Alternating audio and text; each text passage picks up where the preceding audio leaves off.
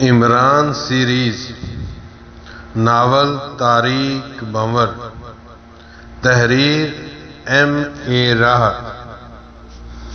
در حقیقت اسے یہی محسوس ہو رہا تھا کہ ایک چھوٹا سا بچہ اپنی دل آزاری پر رو رہا ہو۔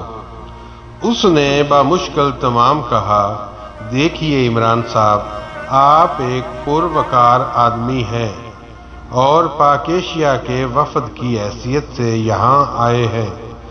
آپ کہاں مارے مارے پھریں گے؟ اب میں نہیں رہ سکتا ان بڑے میاں کے ساتھ۔ دیکھو نا، کام کی بات کرو تو ڈانٹنے لگتے ہیں، بالکل ڈیڈی کی طرح۔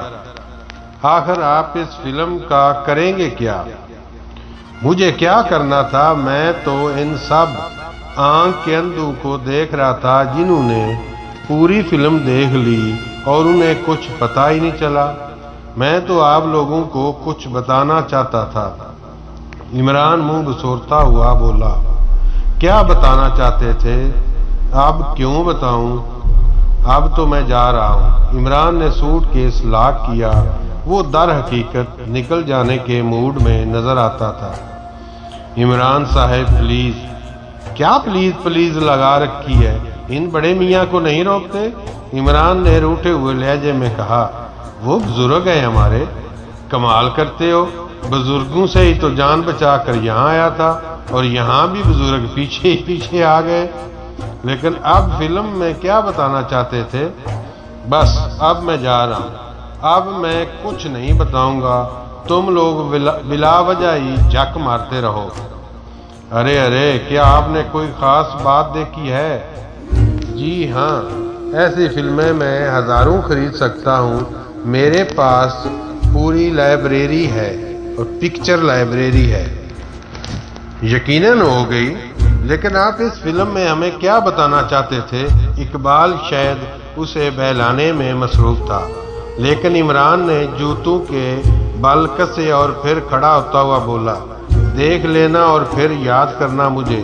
ارے ہاں، سب اپنے آپ کو سائنسدان سمجھتے ہیں نا، مجھے بالکل ہی گھامٹ سمجھ رکھا ہے۔ وہ جو بیچ والی فلم تھی نا، وہ جو دوسرے نمبر پر دکھائی گئی تھی، ہاں اس میں بہت کچھ ہے۔ اس طارق بھنور کے بارے میں کیا مطلب؟ کیا ہے؟ اقبال شاید نے چونک کر پوچھا۔ جب جہاز سفر کر رہا ہوتا ہے تو اس سے کافی فاصلے پر ایک سیاہ سی چیز نظر آتی ہے، اس کا انلائنمنٹ بنا لینا، بس دیکھ لینا، پتہ چل جائے گا تمہیں جو کچھ بھی ہے۔ ہاں، اور پھر مجھے یاد کرنا، میں واپس تھوڑی آؤں گا تمہارے پاس۔ کیا ہے آخر اس میں؟ میری نانی کا پاندان، سمجھ رہے ہیں نا آپ؟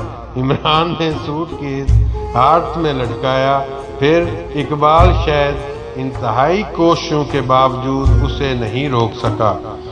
واقعی اگر کوئی بچہ ہوتا تو اس کے ساتھ سختی بھی کی جا سکتی تھی، لیکن ایک اچھے خاصے جوان آدمی کے ساتھ کیا سختی کی جائے؟ عمران باہر نکل گیا اور اقبال شاید کافی دیر تک خاموش کھڑا سوچتا رہا۔ پھر اچانک کچھ سوچ کر باہر کی جانب لپکا، لیکن عمران کا کہیں پتہ نہیں تھا۔ وہ لفٹ تک پہنچا تو لفٹ نیچے گئی ہوئی تھی۔ ظاہر ہے اب پیچھے پیچھے بھاگ کر تو اسے روک نہیں سکتا تھا، لیکن کیا وہ واقعی چلا گیا ہے؟ اس کے بارے میں تو اچھی خاصی باز پرس ہوگی، لیکن غلطی ان لوگوں کی ہے جنہوں نے اسے بھیجا۔ اقبال شاید غور کرنے لگا، اقربا پروری دوست نوازی نے خود وبائی شکل اختیار کر لی تھی، وہ ہر جگہ پھیل گئی، اور اب تو اس طرح اقدامات کر لیے جاتے تھے کہ بعض اوقات خود پر بھی عجیب سی شرمندگی کا احساس ہوتا تھا۔ پتہ نہیں کس بڑے آدمی کا بیٹا ہے وہ، جس نے ایسے وفد کے ساتھ ایک غلط آدمی کو بھیج دیا۔ احسان اللہ نے تو کہہ دیا کہ اسے واپس بھیج دیا جائے، اور در حقیقت کانفرنس ہال میں اس نے جو کچھ کہا تھا وہ بھی شرمندگی کا باعث ہوا تھا۔ لیکن بہرحال نہ جانے کیوں اقبال شاید کو اس کا جانا اچھا نہیں لگا تھا۔ بہرحال اب تو وہ چلا ہی گیا، اس نے ایک ٹھنڈی سانس لی اور کمرے کے دروازے کو لاک کر کے باہر نکل آیا۔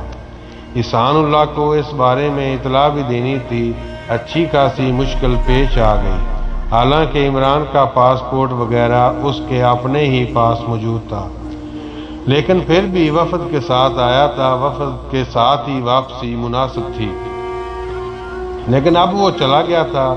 زیادہ سے زیادہ یہی کیا جا سکتا تھا کہ سفارت خانے کے ذریعے اطلاع دے دی جائے کہ عمران ان لوگوں سے رخصت ہو گیا ہے۔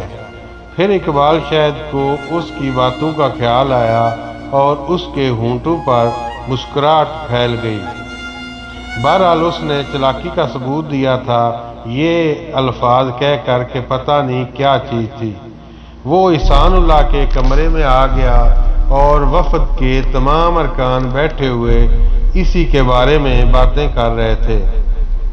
وفد کے ایک اور ممبر حمید ساگر نے کہا، ویسے اقبال شاید صاحب، یہ واقعی حقیقت ہے کہ اتنا اہم سنجیدہ موضوع پر گفتگو کے لیے اتنے لوگوں میں یہاں جمع ہوئے، اس میں ہمارے وفد کے کسی ممبر کی جانب سے ایسی باتیں کی جائیں، خاص طور سے کافرستان کے وفد کے ممبر تو بڑے خوش ہو رہے تھے اور ہمارا مذاق اڑا رہے تھے۔ چلا گیا ہے وہ، اقبال شاید نے کہا اور سب چونک پڑے۔ کون؟ علی عمران۔ کہاں؟ اب یہ تو مجھے نہیں معلوم، ظاہر ہے مجھے بتا کر نہیں گیا، بہت دل برداشتہ ہو گیا تھا۔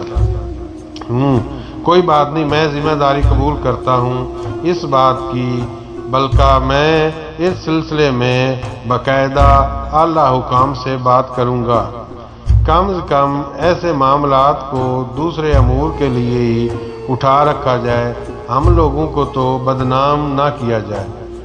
احسان اللہ نے کہا، ٹھیک ہے سر، جیسا آپ مناسب سمجھیں۔ بہرحال وہ اپنا سامان وغیرہ لے کر چلا گیا۔ جہنم میں جائے، تمہیں اس سے کچھ زیادہ ہی دلچسپی معلوم ہوتی ہے، احسان اللہ نے ناگواری سے کہا، لیکن کچھ عجیب سی بات کر رہا تھا۔ اقبال شاید نے کہا، کیا؟ کہہ رہا تھا کہ فلم میں اپنے لیے تھوڑی لے رہا ہوں، ہم لوگ جو جک مار رہے ہیں اس کے بارے میں کچھ بتانا چاہتا ہے۔ اس نے ایک نشاندہی بھی کی ہے۔ نشاندہی اور اس نے کی ہے؟ جی سر، بہرحال میں اس کی بات دہرا رہا ہوں۔ کیا نشاندہی کی ہے؟ اس نے کہا کہ تاریخ بھنور کے نمودار ہونے سے پہلے جہاز سے کچھ فاصلے پر ایک چیز دیکھی جا سکتی ہے جو اس بھنور کی ذمہ دار ہو سکتی۔ خوب، اور تم نے اس احمد کی بات پر یقین کر لیا؟ وفد کے چوتھے ممبر نے کہا، بات کچھ عجیب نہیں ہے مسٹر احسان اللہ، یار کمال کرتے ہو، تم ایک بے وقوف آدمی کی بات پر توجہ دے رہے ہو۔ پھر بھی کیا ہے، میں وہ فلم حاصل ہو سکتی ہے؟ ہاں، ہم طلب کریں تو حاصل ہو سکتی ہے۔ میں کہتا ہوں تم لوگوں کو آخر کیا ہو گیا ہے؟ تم لوگ تو سنجیدہ ہو۔ نہ جانے کیوں جناب، میرا دل چاہتا ہے کہ میں وہ فلم ایک بار دیکھوں اور اپنے طور پر دیکھوں، اقبال شاید نے کسی قدر ناخوشگوار لہجے میں کہا، حالانکہ وہ خود بھی جانتا تھا کہ یہ ایک اہم خانہ بات ہے، لیکن بس اس وقت احسان اللہ کے رویے پر تھوڑی سی چڑ ہو گئی تھی۔ اسے ہر ایک پر حاوی ہونے کی کوشش کر رہا تھا۔ یہ شخص حالانکہ سب کا تعلق مختلف شعبوں سے تھا اور ہر ایک کو اپنے شعبے کی ذمہ داری سونپی گئی تھی۔ تو ٹھیک ہے، تم منگوا کر دے سکتے ہو، اوشین سینٹر ڈپارٹمنٹ سے رابطہ قائم کر کے پروجیکٹر اور فلم طلب کر لو۔ برائے کرم آپ ایسا کیجئے مسٹر فیاض، اقبال شاید نے اپنے ساتھی سے کہا، اور اس کے ساتھی نے گردن ہلا دی۔ احسان اللہ نے اس معاملے میں کوئی دلچسپی نہیں لی تھی، بلکہ اس کے بعد وہ بے تعلق ہی رہا، لیکن باقی لوگ عمران کے بارے میں گفتگو کرتے رہے، جبکہ اقبال شاید کے ساتھی نے اوشین سینٹر کو فون کر کے اس سلسلے میں معلومات حاصل کی۔ ہمیں فلم نمبر درکار ہے، فلم نمبر 2۔ دوسری طرف سے پوچھا گیا، جی کیا پروجیکٹر کے ساتھ ہمیں حاصل ہو سکتی ہے؟ یقیناً بندوبست کر دیا جائے گا جناب۔ دوسری طرف سے جواب دیا گیا، برائے کرم اگر یہ ممکن ہے تو اس کا بندوبست کر دیجئے۔ 1 گھنٹے کے بعد فلم آپ کے حوالے کر دی جائے گی۔ اور پھر فیاض نے تھینک یو کہہ کر سلسلہ منقطع کر دیا۔ پھر ٹھیک ہے، 1 گھنٹے کے بعد مقامی اوشین ریسرچ سینٹر کے افراد پہنچ گئے۔ پروجیکٹر اسکرین پر فلم ان لوگوں سے حوالے کر دی گئی تو احسان اللہ نے کہا، اگر تم مناسب سمجھو تو یہ شوق اپنے ہی کمرے میں پورا کر لو۔ جی بہت بہتر، اقبال شاہد نے کہا۔ سر آپ بھی آئیے، کوئی ایسی بات نہیں، میں محسوس کر رہا ہوں کہ صرف ایک فرد کی وجہ سے ہمارے درمیان کچھ اختلافی کیفیت پیدا ہو گئی ہے۔ میاں کیا دکھانا چاہتے ہو؟ آخر تم مجھے، میں اندھا ہوں، پاگل ہوں، بے وقوف ہوں؟ نہیں سر، ایسی بات نہیں، لیکن پھر بھی اگر ہم میں سے کوئی فرد یہ خواہش ہے تو آپ کو پوری کر دینی چاہیے۔ تم نے اس کی خواہش میں اس کے جانے کے بعد پوری کرنی ہے۔ اگر ایسی کوئی خواہش پوری کرنی تھی تو اس کے سامنے ہی فلم منگوا لی جاتی۔ پھر بھی سر، اس کے بعد احسان اللہ نے ان لوگوں کی بات مان لی۔ اقبال شاہد کے کمرے میں آ کر ہی پروجیکٹر سیٹ کیا گیا اور اس کے بعد وہ فلم چلا دی گئی۔ اقبال شاہد کی گہری نگاہیں فلم کا باریک بینی سے جائزہ لے رہی تھیں۔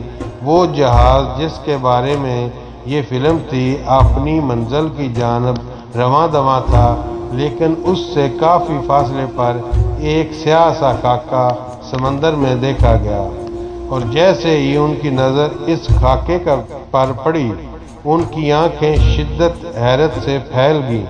وہ خاکہ واضح نہیں تھا کیونکہ زیر سمندر تھا، لیکن مصنوعی سیارے پر لگے ہوئے قیمتی کیمروں نے جہاز کے کچھ فاصلے پر اس خاکے کا جائزہ لیا تھا اور اس کی ہلکی ہلکی تصاویر بھی حاصل ہو گئی۔ خود احسان اللہ کی آنکھیں بھی شدت حیرت سے پھٹی کی پھٹی رہ گئی، چونکہ تھوڑی سی دیر کے بعد اچھی طرح غور کرنے سے یہ واضح ہو گیا کہ وہ ایک بہت بڑی سب میرین تھی جو جہاز کے اندازے کے مطابق کوئی 2 فرلانگ پیچھے سمندر کے نیچے نیچے آ رہی تھی۔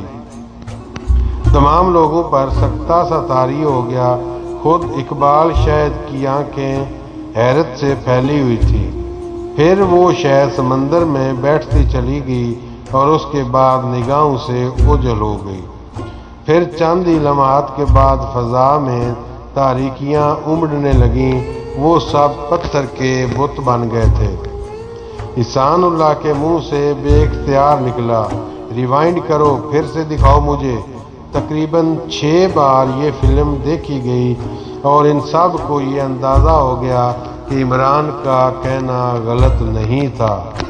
وہ ایک انتہائی بڑی ساخت کی سب میرین تھی جس کے بارے میں سوچا نہیں جا سکتا تھا، لیکن بار بار دیکھنے سے یہ بات واضح ہو گئی تھی، اور یہ بھی ایک حقیقت تھی کہ کسی اور کی نظر اس پر نہیں پڑی۔ تب احسان اللہ کے منہ سے نکلا، وہ کہاں گیا؟ اقبال شاہد وہ کہاں گیا؟ سب چونک پڑے۔ احسان اللہ کے الفاظ سے ایک سکوت سا ٹوٹ گیا۔ اقبال شاہد کے چہرے پر ایک ناخوشگوار سی کیفیت پیدا ہوگی۔ عرض کر چکا ہوں جناب کہ وہ مجھے بتا کر نہیں گیا۔ وہ کہاں گیا ہے؟ وہ میرے خدا، وہ میرے خدا، ایک بار، صرف ایک بار اور ملوا دو، آخری بار۔ وہ کون تھا؟ ایک بے وقوف اور گودی شخص جو جہالت کی باتیں کر رہا تھا۔ اقبال شاہد نے گہری چوٹ کی۔ مجھ پر طنز نہ کرو، تم خود بھی اس بات کے گواہ ہو۔ وہ خدا کی پناہ، وہ اس نے یہ دیکھ لیا تھا، اور یہ خدا کی پناہ، خدا کی پناہ۔ احسان اللہ ایک بار پھر اس سب میرین پر غور کیا۔ خاکہ اب بھی بالکل واضح اور نمایاں تھا کیونکہ ان کی توجہ اس جانب ہو گئی تھی۔ احسان اللہ نے آہستہ سے کہا، یہ بے مقصد بات نہیں، لیکن جس شخص نے اسے پوائنٹ آؤٹ کیا وہ اقبال شاہد، سوری، ویری سوری، اسے تلاش کرو۔ میں کہاں تلاش کر سکتا ہوں جناب؟ لیکن اچھا کم از کم اتنا کرو۔ اوہو، ہم تو یہ بھی نہیں کہہ سکتے کہ اس کے بارے میں اپنے محکمے سے ہی معلومات حاصل کریں، لیکن اس نے طریقہ غلط اختیار کیا تھا۔